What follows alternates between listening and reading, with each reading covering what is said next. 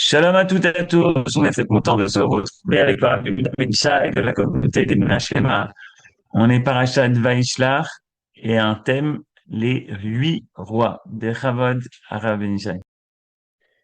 Shalom, shalom à tous et à toutes. Et le cours est consacré Leilui Nishmat Naomi Batrana, Aléa Shalom, par ses enfants, Shmuel Nino, Anita Villard et Gisèle Greenberg.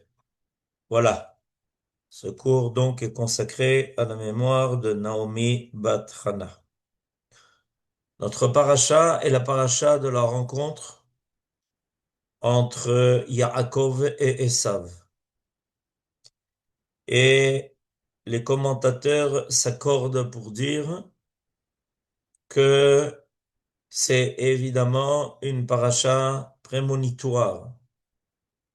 En effet, dans cette paracha, nous avons les éléments clés qui vont nous permettre de comprendre comment va se dérouler l'histoire de ces deux grandes identités.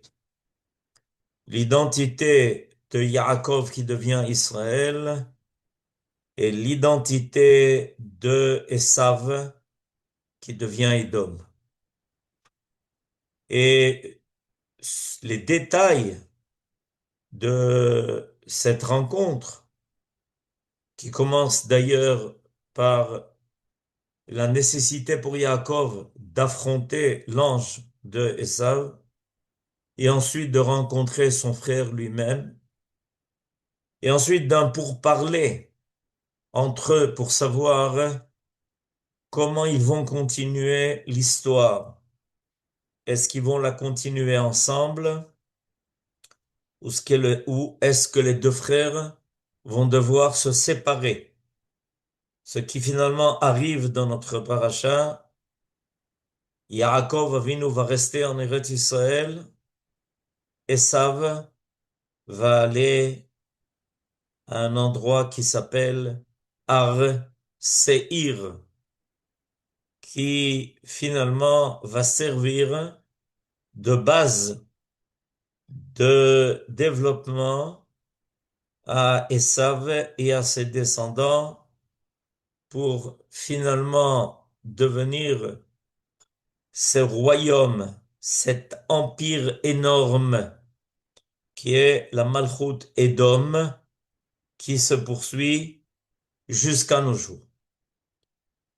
La fin de la paracha est précisément comment le récit de comment Esav va commencer son empire. Et il y a un verset dont je voudrais parler aujourd'hui, avec au moins deux commentaires. Ce verset, au chapitre 36, verset 31, Lamed Vav, Lamed Aleph, nous raconte quels vont être les rois qui vont être à la tête de cet empire. Ve'ele, voilà, vous les avez sous les yeux, ces mots-là. Ve'ele amelachim, asher malchu be'eretz Edom, lifnei meloch melech livnei Israël. וימלוך באדום בלע בן בעור ושם עירו דין Ava. Alors, je traduis, et voilà les rois qui vont dominer dans le pays de Édom avant que ne règne un roi sur les enfants d'Israël. Voilà le verset Lamed Aleph qui nous est indiqué. Et j'aurais d'ailleurs aimé aussi avoir... on nous a mis maintenant le début du chapitre. Non, j'aurais aimé avoir aussi le verset Lamed Gimel, c'est-à-dire en fait le verset qui vient après celui qui vous a été montré. De toutes les façons, je vais vous le lire. Alors, il y a ici une remarque qui est tout à fait particulière. On nous dit, voilà quels vont être les rois qui vont dominer dans le pays de Édom avant qu'il n'y ait de roi en Israël. Premièrement, on nous annonce que finalement, le peuple d'Israël va avoir un royaume et qu'à la tête de son royaume, il y aura des rois. On pense en général qu'il va falloir attendre beaucoup d'années avant qu'on le sache et que ça se réalise.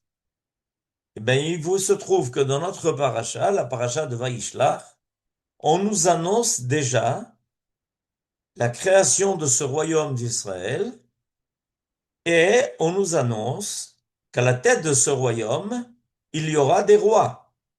Ve'ele hamelachim asher malchu be'eretz Edom, lifne meloch melech livne Israël.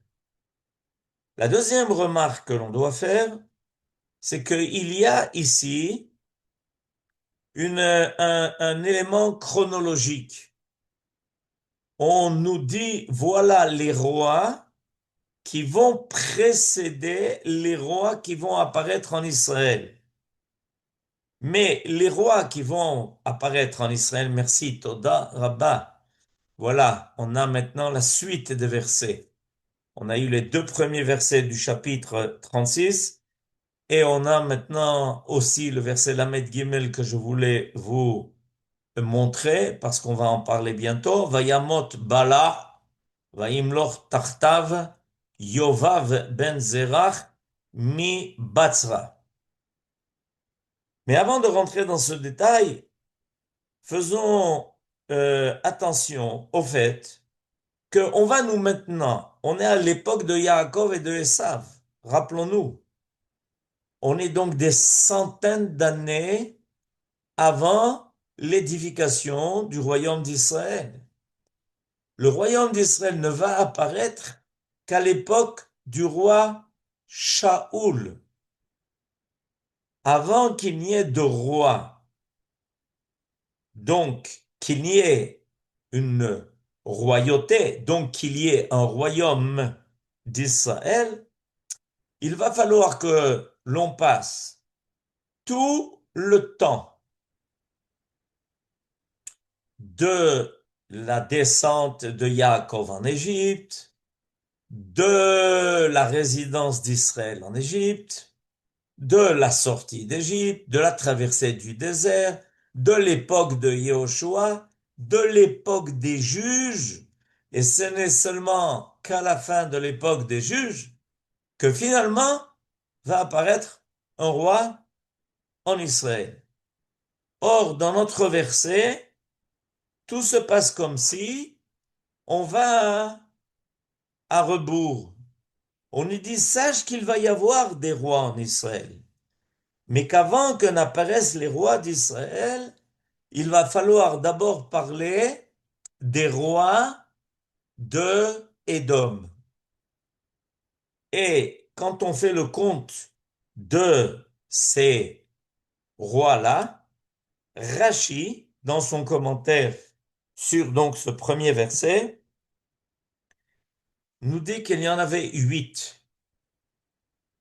Il y a eu 8 rois qui ont précédé les rois d'Israël. Alors on a maintenant ça sous nos yeux et on va le lire. Ve'ele hamelachim, shmona ayu. Il y a eu 8 qui sont décomptés dans notre paracha, des rois de Édom, ve'kenegdam, et en contrepartie de Yaakov et Emid Yaakov ou Bitel Malchut Esav Bimehem. Va sortir de Yaakov une royauté qui va finir par arrêter cet empire de Édom avec les rois qui le dominaient. Et alors maintenant, on nous fait la liste. Rachi nous fait la liste de ces 8 rois d'Israël qui vont succéder aux 8 rois de Édom. Ve'elouen, Shaoul, Ve'ishboshet, qui était le dernier fils de Shaoul qui est resté vivant, après que Shaoul et ses fils sont morts à la guerre contre les Philistins. David ou Shlomo, Rechavam, Avia, Asa, Yehoshaphat, et le fils de Yehoshaphat s'appelait Yoram, ou Bimé Yoram Beno, et donc à l'époque de Yoram, le fils de Yehoshaphat qui était un roi tzaddik, qu'est-ce qui est marqué dans le livre des rois, numéro 2, chapitre 8? Beyamav Pashar Edom Mitachat Yad Yehuda.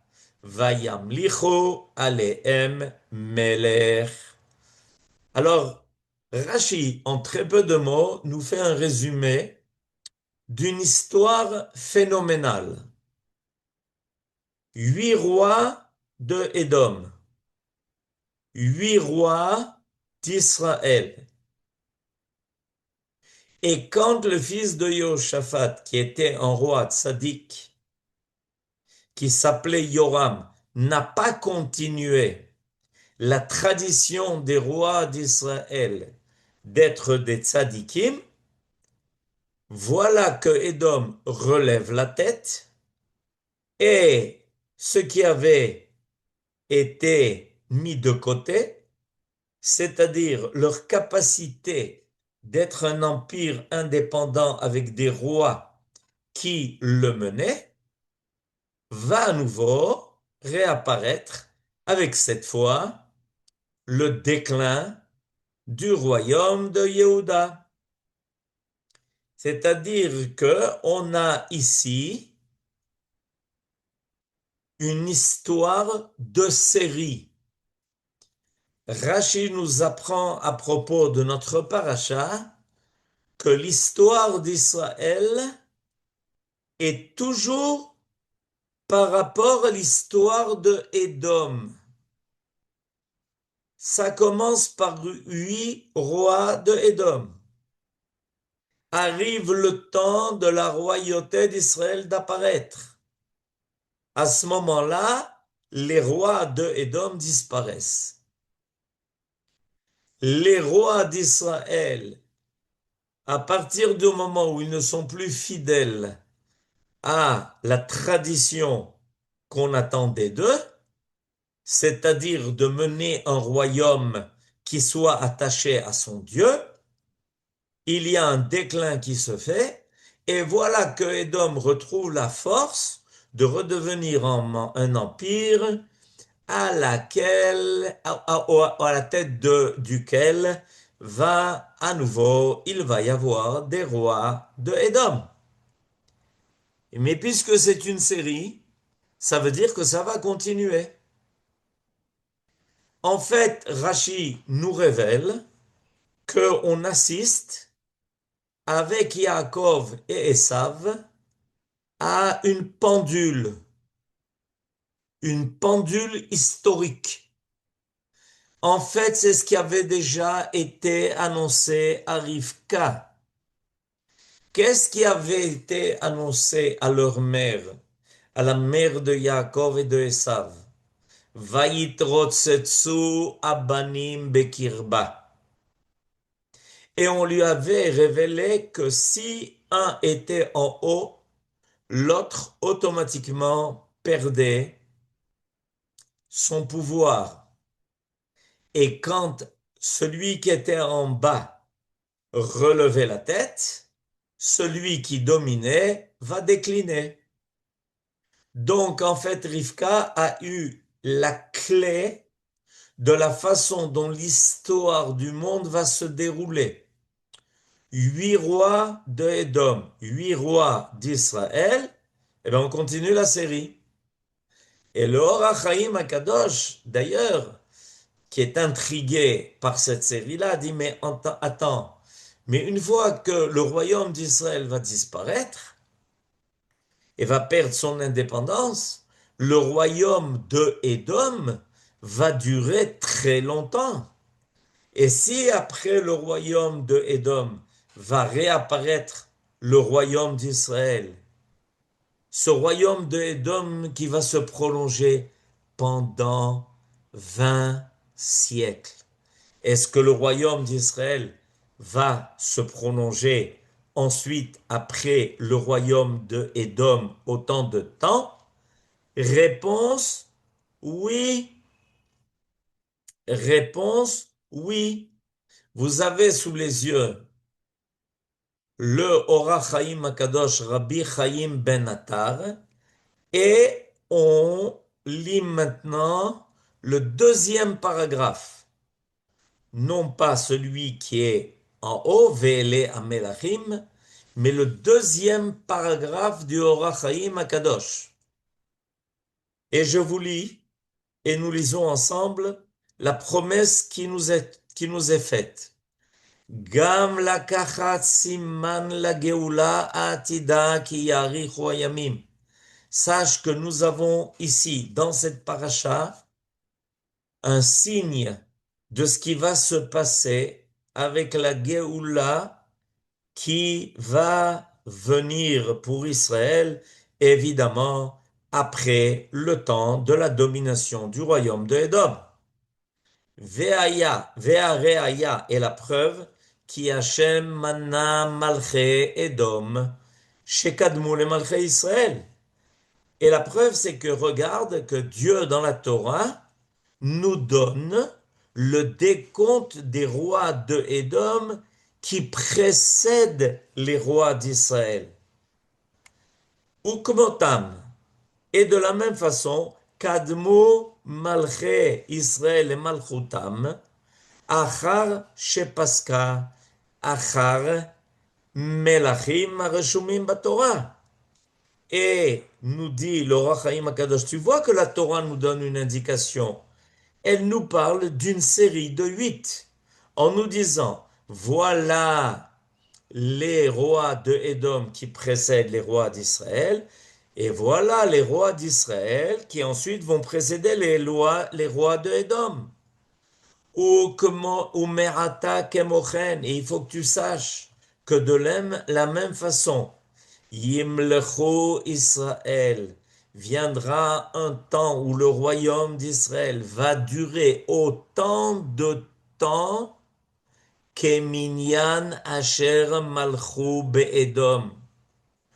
Autant de temps que les rois de cet empire de Édom ont dominé le monde. Ve'agam qui sheshet alafim olam omed. J'ai dit, mais attends, si c'est comme ça, alors on a plus de 6000 années d'existence du monde. Puisque maintenant, après 2000 ans de l'empire de Édom, il faut penser à 2000 ans d'un empire d'Israël. La réponse, Yarich Hashem Yeme Tova Kema'amaram Zichronam Livracha. La réponse est que Dieu fera que les jours vont s'allonger et qu'il va y avoir une vie tellement intense que le temps qui sera vécu à l'époque du royaume d'Israël sera égal en quantité et en contenu et peut-être même en temps égal à celui du temps de l'empire de Édom.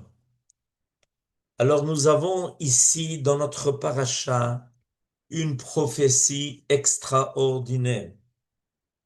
Il y a, et remarquons quelque chose d'intéressant, il y a eu une lutte entre Yaakov et Esav. Qui va sortir le premier? Qui va apparaître le premier au monde? Et Esav s'est dépêché de sortir du ventre de la mère avant Yaakov. C'est donc lui qui va commencer par dominer. C'est lui qui va être le premier à mettre en place un royaume. Et ça va se prolonger pendant 8 rois consécutifs. Mais Yaakov, comme on le sait, a attrapé le talon de Esav. Il a attrapé son talon. C'est pour ça qu'il porte le nom de Yaakov. Donc tout de suite après l'empire de Édom avec ses 8 rois, va tout de suite apparaître l'empire d'Israël avec lui aussi 8 rois. Mais Esav ne renonce pas et il continue à nouveau de vouloir avoir la domination, la primeur. Et c'est pour ça que dès qu'Israël ne va pas avoir la conduite que Dieu espère du royaume d'Israël, alors il va finir par y avoir la chute de ce royaume-là. Et Esav qui attendait, immédiatement réapparaît. Mais Yaakov, finalement, est celui qui a acheté la Bechora. C'est finalement celui à qui revient en dernier lieu le droit d'aînesse. C'est celui qui finalement va terminer cette longue histoire avec cette série que l'on constate dans les faits de cette alternance entre le royaume de Édom et le royaume d'Israël. Et c'est pour ça que cette histoire va se clôturer par le royaume de Yaakov, le royaume d'Israël, qui a acheté le droit de mener le monde à l'aboutissement du projet divin, parce qu'il est prêt non seulement à avoir les droits d'aînesse, mais il est prêt à en endosser aussi la responsabilité.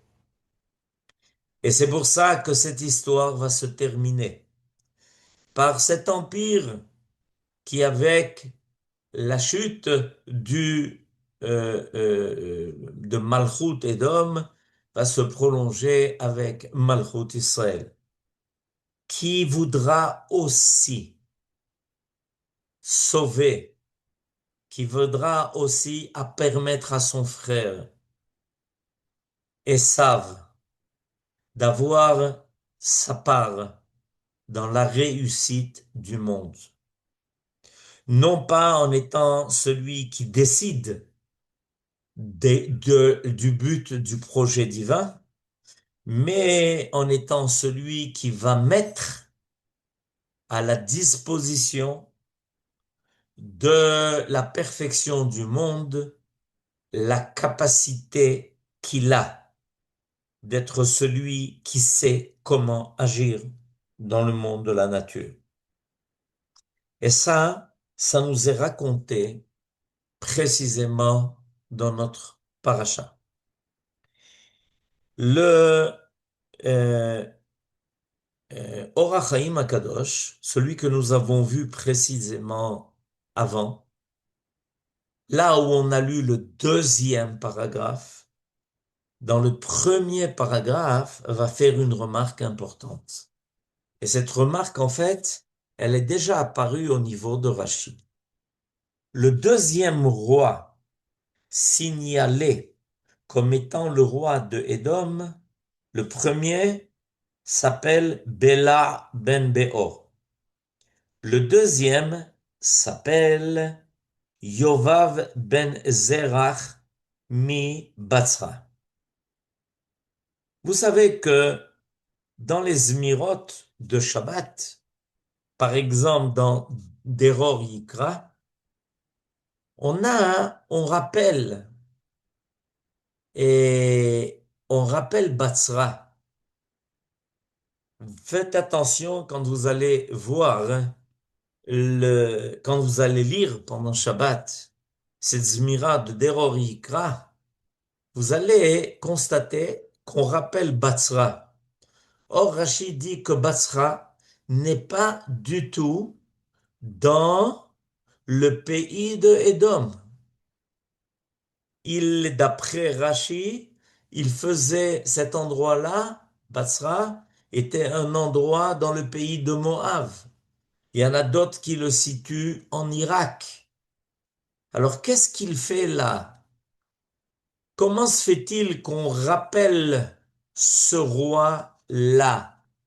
Ce roi qui s'appelle Yovav ben Zerach, nous dit le Or HaChaim Akadosh dans le premier paragraphe que vous avez sous les yeux maintenant. Yechaven bezel imnot, kol asher nitchaten leedom, o e'emid la melech vechadome. Sache que dans la liste des rois de Édom, il y a aussi des rois étrangers qui étaient venus se lier, qui étaient venus se mettre à la disposition de Édom, qui étaient même prêts à lui prêter des gouvernants, des rois.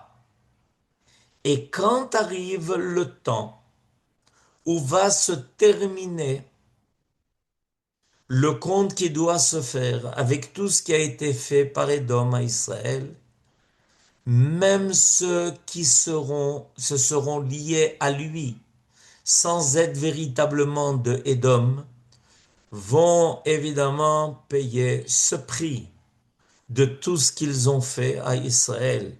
Je vous lis à nouveau le Or HaChaim Kadosh. יכוון בזה למנות כל אשר נתחתן לאדום או העמיד לה מלך וכדומה, כי הכל עומד לאבדון בנפול אדום. וכאומרם זיכרונם לברכה, et comme nos sages ont dit ils ont dit dans le Midrash, Batzra, les filles chez Mida Melech le Edom, Atida Lilkot Imaem, à tel point qu'il est marqué dans le prophète Ishaïa, Zevach Lashem be Botzra. Et c'est pas seulement vis-à-vis de Botzra que ça se fera. Alors, le monde petit à petit se trouve en face d'un choix. Il arrive à un carrefour. Est-ce qu'il accepte de reconnaître la force d'Israël qui vient maintenant suivre cette domination qui s'est faite par le royaume de Édom et être prêt à aider à créer un monde meilleur en rassemblant, cristallisant autour d'Israël toutes les bonnes volontés, toutes les forces qui sont destinées à réaliser le projet divin. Ou est-ce que, pour essayer à tout prix d'éviter que ne continue la série que certains ont voulu voir s'arrêter avec l'apparition de l'empire de Édom, l'époque gréco-romaine, et ont tout fait pour empêcher que cette série ne soit suivie par le royaume d'Israël? Est-ce que ceux-là ne comprennent pas qu'il y a un sens à l'histoire, qu'il y a un projet de l'histoire, qu'il y a un ordre dans l'histoire, comme le verset que nous avons dans notre paracha nous l'indique. Sache que quand tu parles des rois de Édom, tu parles toujours des rois qui ne font que précéder les rois d'Israël. Évidemment, entre-temps, nous, nous apprenons à nouveau, après être descendus de la scène mondiale, tout le temps du royaume de Édom, nous réapprenons ce qu'est un royaume. Nous réapprenons la capacité de vivre une vie qui n'est plus individuelle, mais nationale. Certains de nous, en exil, se sont habitués à l'idée que Israël n'est pas destiné à régner, à avoir un royaume, à mener les affaires publiques et les affaires mondiales. Ils se sont habitués à se restreindre à une vie individuelle, sans pour autant qu'elle ne soit pas morale ou même spirituelle. Et nous sommes en apprentissage. Cet apprentissage est un apprentissage extrêmement important parce qu'il nous prépare à faire réapparaître le royaume d'Israël après le royaume de Édom. Et je terminais en vous faisant remarquer que dans notre paracha, Esav propose à son frère Yaakov de l'accompagner à Séhir, d'être pour lui un second. Et Yaakov lui répond avec beaucoup de politesse, non, non, pas du tout, avance, c'est toi qui le premier dois régner. C'est toi qui, au pays de Séhir, petit à petit, va faire apparaître le royaume de Édom. Moi, je viendrai beaucoup plus tard. J'ai encore de jeunes enfants. J'ai encore des valeurs à faire grandir. J'ai encore à apprendre à diriger un royaume d'une façon tout à fait différente de celle que les autres peuples ont pensé qu'on dominait. Parce qu'on peut dominer par la force, mais on peut dominer au contraire par l'exemple d'une morale idéale, d'un esprit élevé, inspirer aux autres la volonté de nous suivre. Alors Yaakov dit à son frère Esav, le temps n'est pas encore arrivé. Avance, assume ce que tu dois assumer. Fais apparaître ton royaume. Mets à sa tête les 8 rois, ceux qui vont beaucoup œuvrer dans le monde de la matière, le monde où il est nécessaire d'exercer la force. Viendra un temps où je prendrai mon tour et où les rois que je mettrai à la tête de mon royaume seront des rois que tout le monde viendra admirer et de qui apprendre comment les hommes peuvent se réunir, pas pour une unité fictive, pas pour une unité d'intérêt, mais parce que tous sentiront combien ils ont la responsabilité de faire apparaître l'image de Dieu qui a été gravée dans l'image de l'homme. Le monde attend ça, il est en attente et il constate avec stupéfaction comment le peuple d'Israël, petit à petit, est en train de succéder au royaume de Édom. Shabbat Shalom et des bonnes nouvelles pour tout le monde, si Dieu veut. Amen. Ken Yehi Ratzon. Merci d'avoir visionné cette vidéo. Je vous invite à vous abonner à notre chaîne InMode pour plus de replays, de conférences, de cours, d'interviews. Cliquez sur le bouton juste ici et vous êtes abonné à l'InMode. À très bientôt.